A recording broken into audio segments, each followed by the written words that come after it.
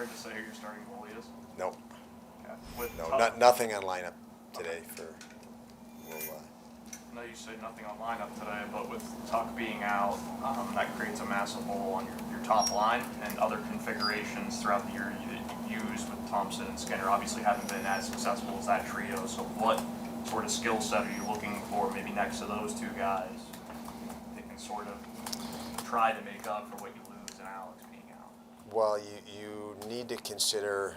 I certainly don't mean this any further than what's being considered, and is the effect of every change you make to the rest of the group. So when you think, well, just put this guy there, well, then you're taking that guy away from where he was, and that can mess up your depth or chemistry or the like. So we'll try different things and possibly try different things against different teams. It's just, obviously that's a void, and you'll have to make adjustments, and the way things work day to day, moment to moment, you'll adjust accordingly. So I would suspect whatever happens or doesn't happen, I don't think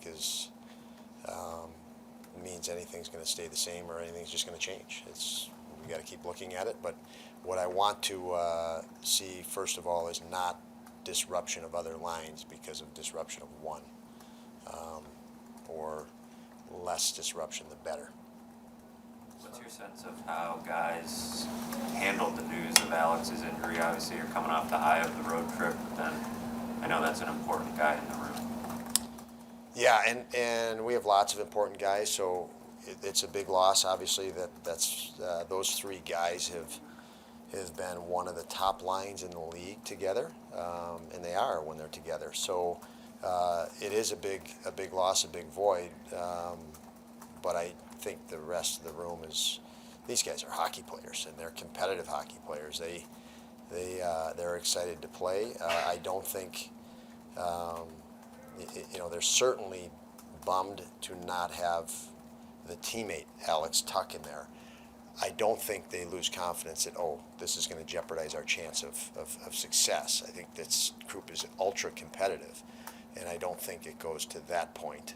It's a bonus, I think they feel, and we do. It's a bonus when you have Tuch in. It's a bonus when you have this guy in or that guy in.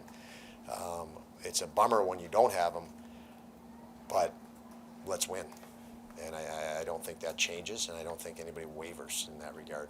Does it have to, today though, especially you have to really pay attention to them, because not only you lose Tuch, but at least for today, you don't have Dahlin either. That's a pretty big double whammy on one day. It is a big double whammy, and that's sports, and you have to deal with it. And if it affects your confidence, and then you got to look in the mirror and work on that issue as an issue. That's the issue to me. If it affects your confidence and it affects what you do and anything, then that's the issue. It's not the issue that you lost the guy or you lost this guy. And we've had those challenges for quite some time now. I mean,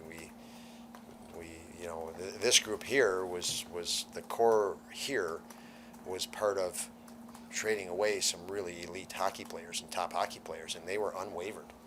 And I expect that to be the same. Sometimes I've had coaches say to me, I had a hunch on a certain player or whatever. Did that come into effect at all when you were thinking about Craig Anderson starting that game in Florida, that maybe you just had a hunch that he might give you the best chance to win that night? Yeah, I think it was easy, certainly in hindsight, easy to point to that.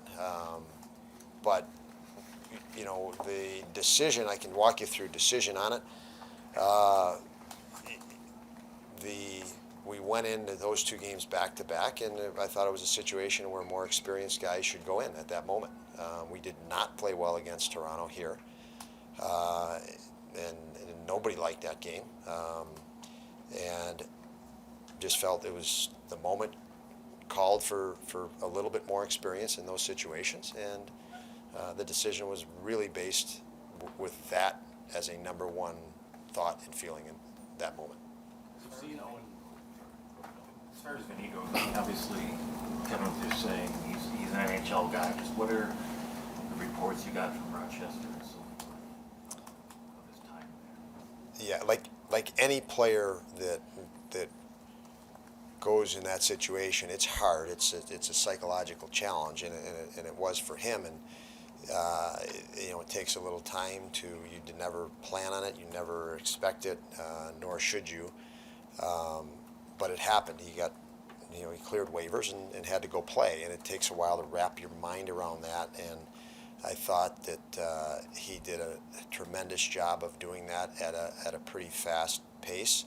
I know the coaches down there worked with him on that and felt Michael Peck was here the other night.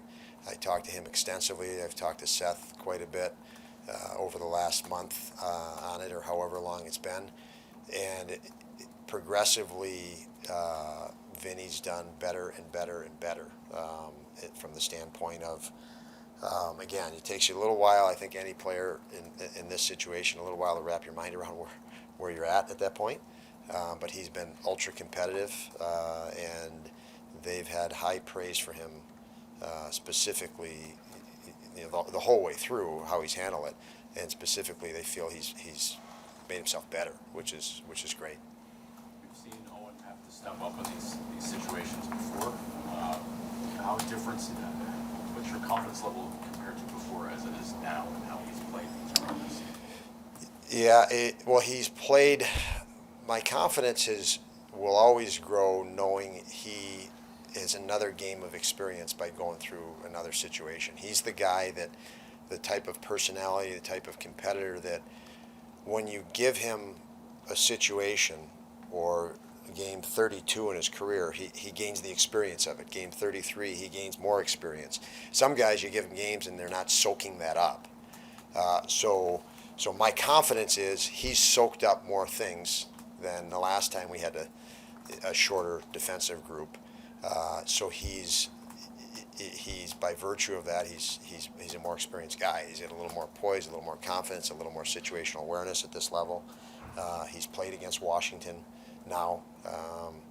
Felt he had a physical battle with Ovechkin, and the first time you do that, you don't know how strong the guy is, for example. And so yes, he's better suited as he gains experience, and very comfortable with him.